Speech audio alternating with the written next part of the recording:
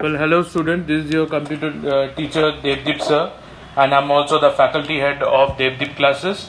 So today I brought you that is 12 history. Okay. So already there was a major change in the syllabus, if you have noticed, due to the reduced curriculum, that many of your students of Devdeep classes had already done theme 5, that is from the accounts of the foreign travelers. Okay, so we were doing that particular chapter. While doing that particular chapter, we did not get into an account that it can be deleted. So however, it got deleted as per the syllabus that you can see in front of you. So anyways, we are going to start today theme 6, that is Bhakti Sufi traditions. Okay. Now this chapter is expected to come for 6 to 9 marks, and we'll be dealing with the part 1 of the today's first phase of the chapter. So, what were the changes that were brought in the religious beliefs, okay, in the devotional texts? We will see the emergence of Srimanta Shankaradev, Chaitanya Mahaprabhu, okay, the Sufism, then Sikhism, okay, by Guru Nanak Sahib. So, all these major changes are covered in this text, okay. Now, there was a mosaic religious belief and practice that was going on in India at that time. The most striking feature of this phase was increase of the visibility of wide range of gods. So what does this mean? This line has got a depth meaning involved in it. Okay. So what was the reason for the increased visibility in the wide range of these gods and goddesses? That means people started following more than one gods, and in fact they were now influenced by more than one religion also. Okay, this is the greater part of the picture. So at the first level, it indicates that a continued extent worship of major deities. Okay, so the first phase, what did we see in the first phase, in the chapter rather, that is thinkers beliefs? What did we see? That Shivaism, then Vishnuism was all going on, okay?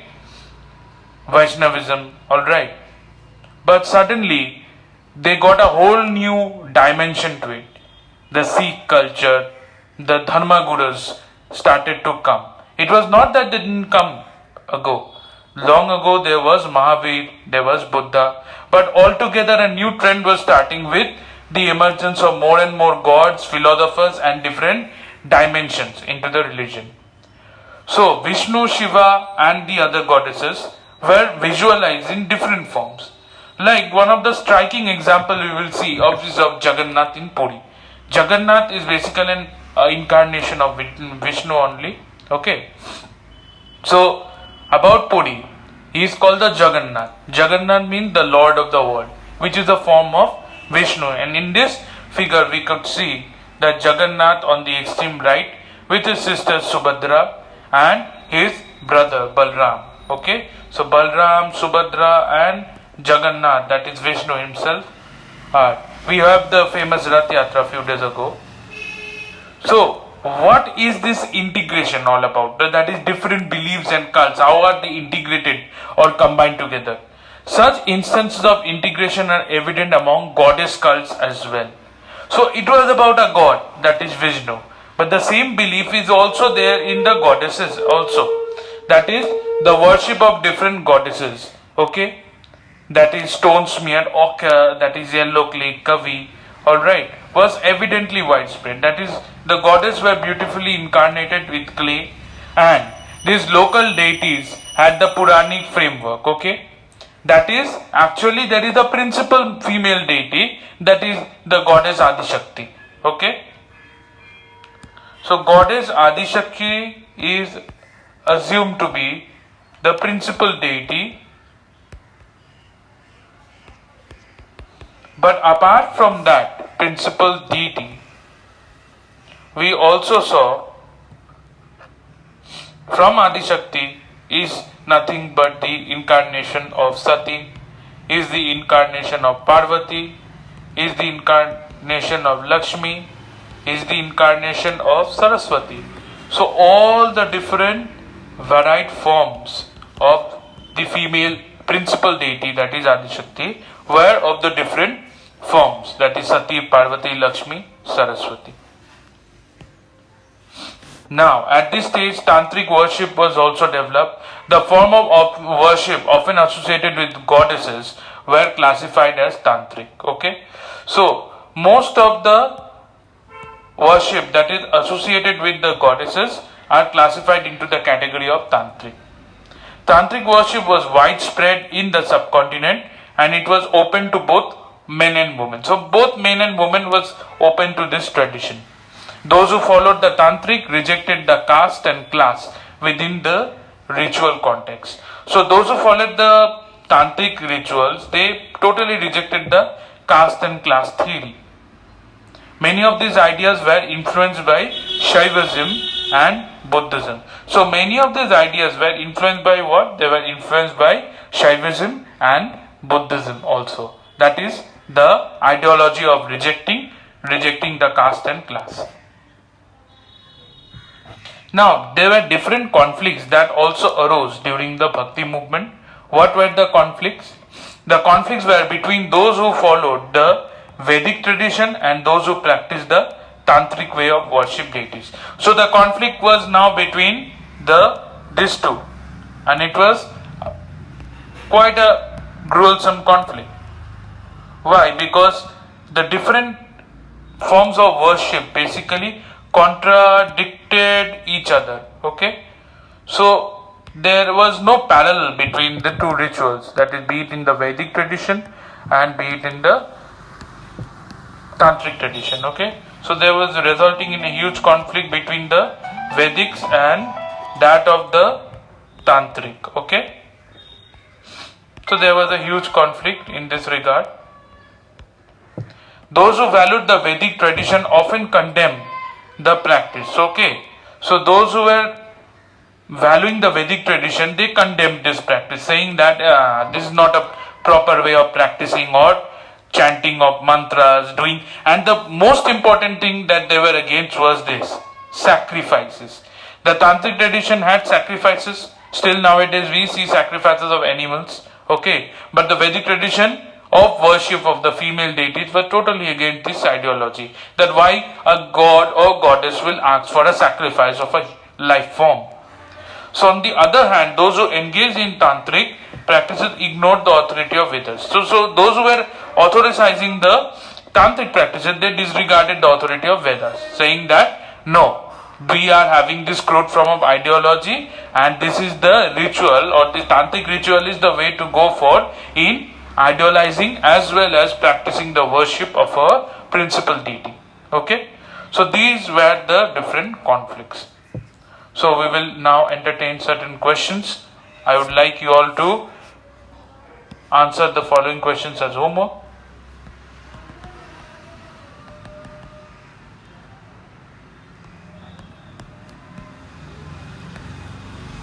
The first question being,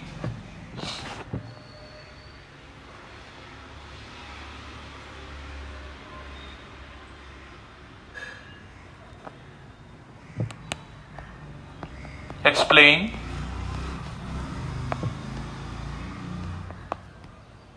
the diversity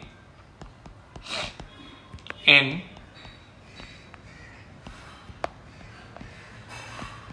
the religious practice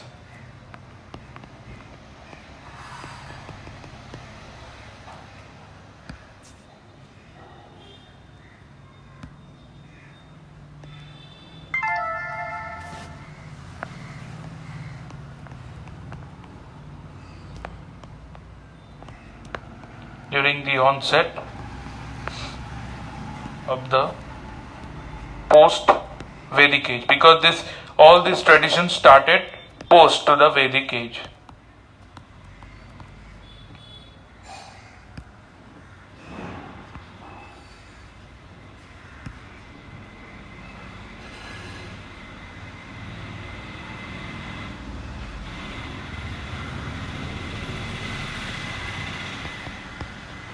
This is a very good question that I once came across.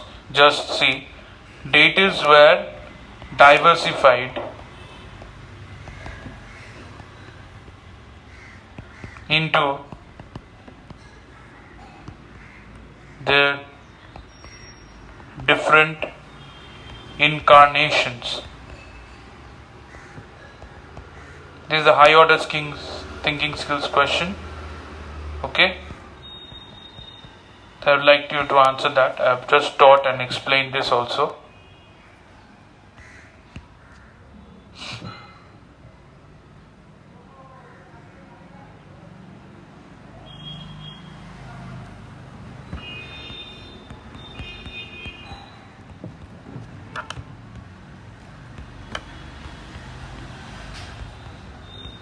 Explain the tantric worship ideology.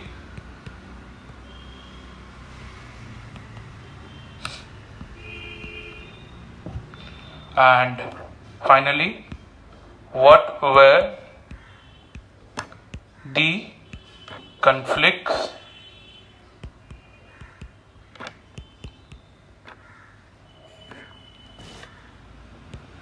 in Vedic and tantric worship?